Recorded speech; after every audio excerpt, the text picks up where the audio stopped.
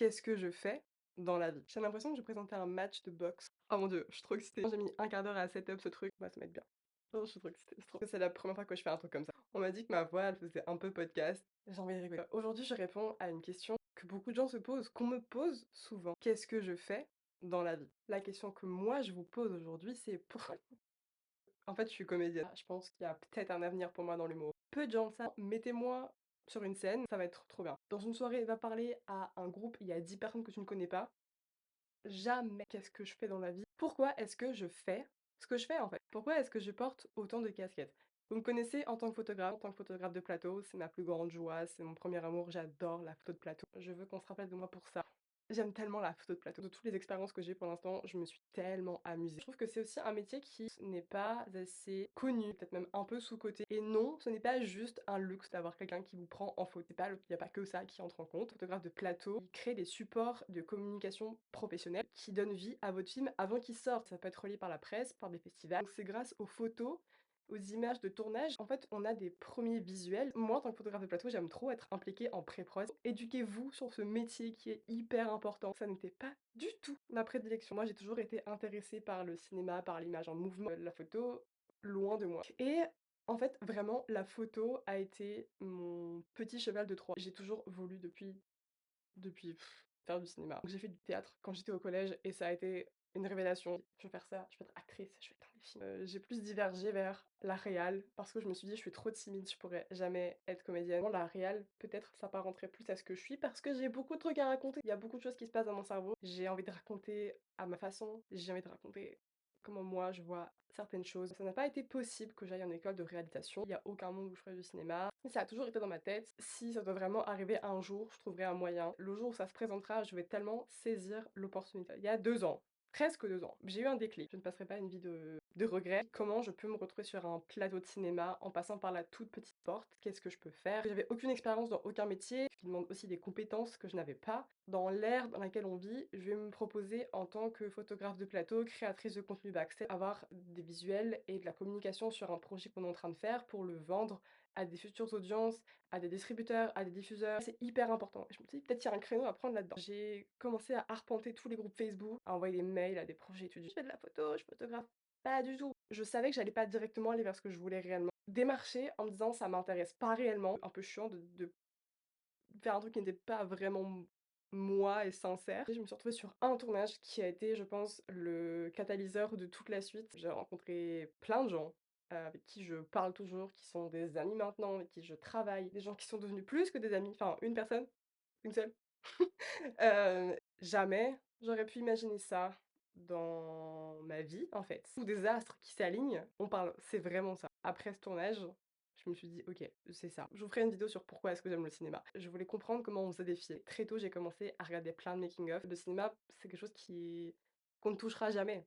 C'est immatériel, enfin, je veux dire, c'est des choses, c'est des images, c'est digital. D'avoir l'impression de voir une partie des coulisses de comment on faisait un tournage, je en mode, j'y connaissais absolument rien, 0. Je me disais juste: «J'espère ça rend bien». Si vous savez un petit peu faire de la photo, de la vidéo, vous savez à quel point c'est une perte de temps considérable de ne pas savoir ces réglages, de ne pas savoir ce qu'on veut. Voilà. Et après ça, je me suis dit: «OK, va falloir bosser, il y a des objectifs à atteindre». Et à force de faire, d'aller vers les gens, parce que aussi ça m'a débloqué sur tellement de choses, parce que je suis quand même assez réservée. Je suis pas la personne la plus sociable sur terre. Venez me parler, mais moi, genre, j'ai trop du mal à aller vers les gens. Vision très périphérique du tournage, on voit tout ce qui se passe, on voit tout, on entend tout. On doit être le plus discret possible. Et c'est aussi comme ça qu'en fait, j'ai appris tellement de choses sur comment agir sur un plateau, comment interagir avec les gens. J'ai commencé vraiment à développer un réseau, à prendre vachement confiance aussi en moi, super, à oser beaucoup plus demander des choses parce que en fait, si on demande rien, et bah, on a rien. Faut pas penser que les gens pensent comme vous, les gens ne sont pas dans votre tête. Il faut créer les opportunités. Faut pas attendre que les gens viennent vous chercher. Et ça paraît dur parce que au début, on a ce problème de légitimité. En plus, quand on est autodidacte, il y a personne qui va te dire: «OK, c'est bon, tu es formé. OK, c'est bon, tu peux y aller, tu peux aller chercher les gens». Et tu seras jamais parfait. Tu peux viser la perfection, mais tu vas jamais l'atteindre. Et ça, c'est vraiment une quête qu'il faut accepter, et c'est une pilule qui peut être dure à avaler, surtout pour moi qui suis très perfectionniste. Je suis légitime d'aller chercher telle et telle personne, de lui dire: «Est-ce qu'on peut se rencontrer? Est-ce qu'on peut travailler ensemble?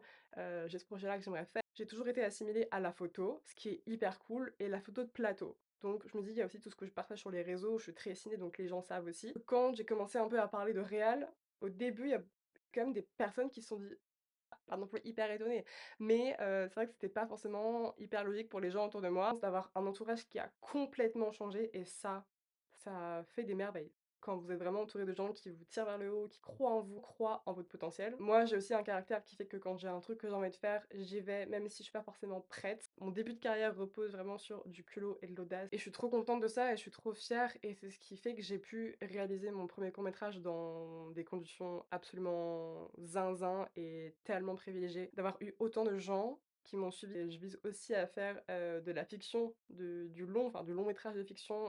Il y a eu une période où je me suis dit: «Mais est-ce que réellement j'aime la photo? Est-ce que faut pas que je me focus que sur la réal?» J'ai pas forcément envie de choisir une trajectoire pour l'instant et je trouve que ça marche, ça correspond à qui je suis. Je sais que je vais quand même commencer à aller très sérieusement vers la réal parce que c'est ce qui m'appelle. J'ai même pas les mots et j'aime bien pouvoir raconter des choses avec différents formats, de pouvoir varier aussi, c'est trop chouette. C'est pour ça aussi que je prends une direction avec mes shoots où j'en fais un peu moins, mais c'est beaucoup plus mis en scène et beaucoup plus travaillé. Je passe plus de temps à tout préparer en amont et j'aime autant en fait avec ça, être devant et derrière la caméra parce que ça me permet en fait moi aussi d'avoir plus d'empathie, même si j'en ai déjà beaucoup en tant que, hypersensible, de pouvoir en fait, si je pose, ça m'aide aussi à pouvoir aider des modèles. Des 2 côtés de la caméra, ça aide parce que pour diriger après des comédiens, j'aime trop me mettre en scène, j'aime trop, utiliser mon image et c'est hyper libérateur. J'ai un peu tous ces pôles entre lesquels je navigue. C'est vraiment de créer ma propre trajectoire et d'aller vers ce qui m'intéresse vraiment, de parler de ce qui me plaît, de ce qui me touche, de ce qui me tient à cœur et de pas me comparer, de me dire: «Ah, il faudrait vraiment que